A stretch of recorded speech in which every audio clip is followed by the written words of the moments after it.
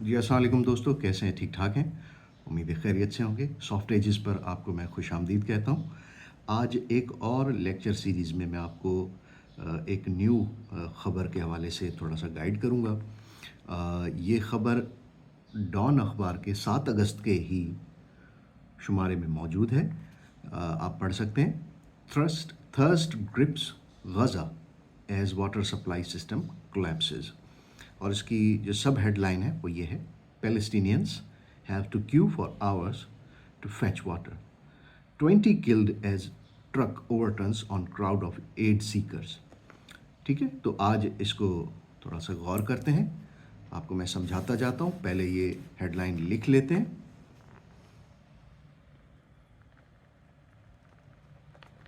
Thirst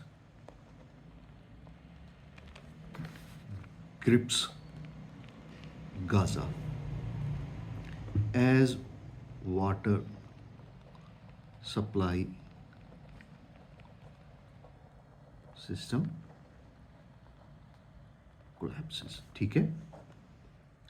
thirst, सबसे पहले thirst का मतलब है प्यास। ठीक है। ग्रिप्स, ग्रिप्स का मतलब है गिरफ्त में आ जाना। ठीक है। गाजा फ़लस्तीन के शहर का नाम है।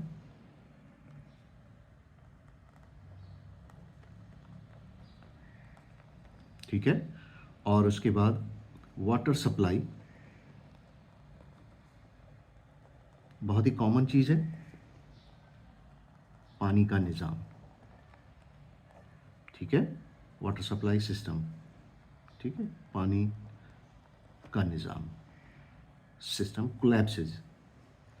ये बुलेट्स में बना देता हूँ। तबाह होना। ठीक है।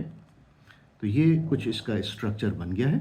अब इसको अगर आप तर्जुमा करेंगे तो ये बनेगा, गज़ा में, फ़लस्तीन का शहर है गज़ा, वहाँ पानी का निज़ाम तबाह हो चुका है, लिहाजा ये शहर प्यास की गिरफ्त में आ चुका है। ठीक है। ये शहर प्यास की गिरफ्त में आ चुका है। Thirst grips Gaza as water supply system collapses. पानी की सप्लाई का निज़ाम तबाह होने से गज़ा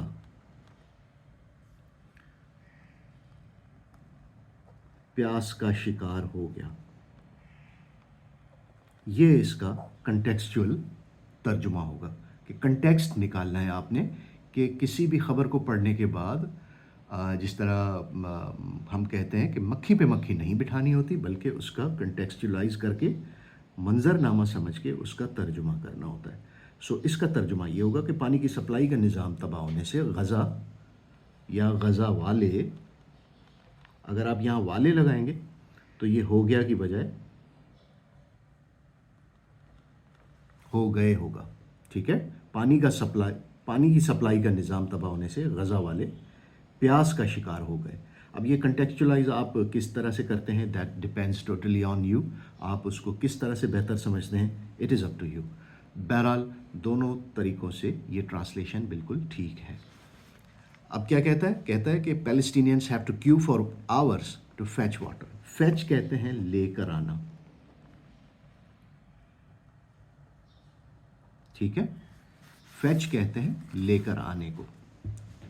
उसके बाद Palestinians have to queue, Palestinians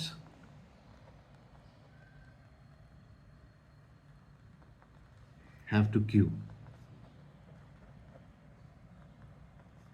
फ़लस्तीनियों को कतार लगाने पड़ रही हैं।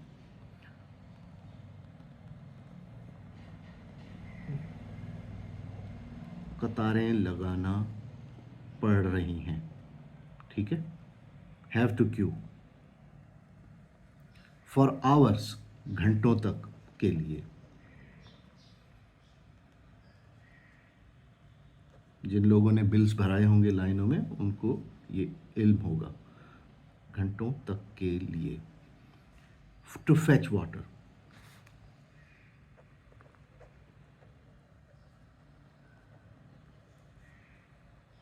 पानी लाने के लिए। ठीक है, फ़लस्तीनियों को पानी लाने के लिए घंटों तक के लिए कतारें लगाना पड़ रही हैं। तो इसका सिस्टमैटिक तर्जुमा क्या होगा? ये फर्स्ट पार्ट था और ये सेकंड पार्ट ज़ेली सुर्खी का। फ़लस्तीनियों को पानी लाने के लिए घंटों तक कतारें लगाना पड़ रही हैं। ठीक है, तो ये हो गया, कतारें लगाना पड़ रही हैं या कतार में खड़ा होना पड़ रहा है। That totally depends on your understanding, और कंटेक्चुअलाइज किस तरह से करते हैं, it is up to you as well once again. ठीक है, उसके बाद क्या कहता है? 20 किल्ड एज ट्रक ओवरटर्न्स। 20 लोग मर गए क्योंकि as truck overturns on crowd of aid seekers. Truck overturns, truck जो है ट्रक ही होगा, ओवरटर्न का मतलब होता है उलट जाना। ट्रक उलट गया किसके ऊपर? एड सीकर्स के ऊपर। एड कहते हैं इमदाद या मदद के लिए कोई भी हो चीज़। सीकर्स मतलाशी। ठीक है, तो इसका तर्जुमा क्या होगा? इमदाद के मतलाशी लोगों के हुजूम पर, क्राउड, सॉरी यहाँ मैं लिखना भूल गया, दोबारा लिख देते हैं, क्राउड, हुजूम। इमदाद के मतलाशी लोगों के हुजूम पर ट्रक उलट जाने से 20 अफराद किल्ड, हलाक। अब आप इसको हलाक कहें या शहीद कहें, that is still I would rather say कि ये आपकी अंडरस्टैंडिंग है कि फ़लस्तीनियों के लिए कुछ दोस्त हलाक का लफ्ज़ इस्तेमाल करते हैं। डॉन जैसा मौक़र अखबार है, किड लिख रहा है, चूँकि एक हादसा है तो that is why it is preferred कि किल्ड इज़ बेटर वर्ड यहाँ पर होगा। अगर किसी जानी नुकसान में कोई दूसरा शख्स नाजायज़ कर रहा हो और वो मार दे तो उसके लिए आप मार्टर यूज़ कर सकते हैं, शहीद का लफ्ज़ यूज़ कर सकते हैं, but still we are using the word killed here. Still I would rather say कि आपकी अपनी मर्ज़ी, मंशा के ऊपर डिपेंड करता है कि आप ये किल्ड लिखते हैं या मार्टर्ड लिखते हैं। क्योंकि ये हादसे का एक मामला है तो किल्ड इज़ बेहतर यहाँ पर। बाकी आप देख लीजिए। 20 killed as truck overturns on a crowd of aid seekers.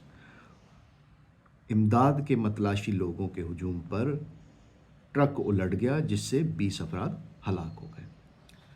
तो उम्मीद है आपको ये लेक्चर पसंद आया होगा। अगर आपको ये वीडियो पसंद आई है तो सॉफ्ट एजेस पर अपनी राय ज़रूर दीजिएगा। सॉफ्ट एजेस को यूट्यूब पर लाइक, शेयर एंड सब्सक्राइब ज़रूर कीजिएगा। साथ में बेल आइकन को भी दबाइएगा ताकि मेरी अगली वीडियो आप तक बर वक्त पहुँच सके। अगली वीडियो तक के लिए मुझे दीजिए इजाज़त। शुक्रिया। अल्लाह हाफिज़।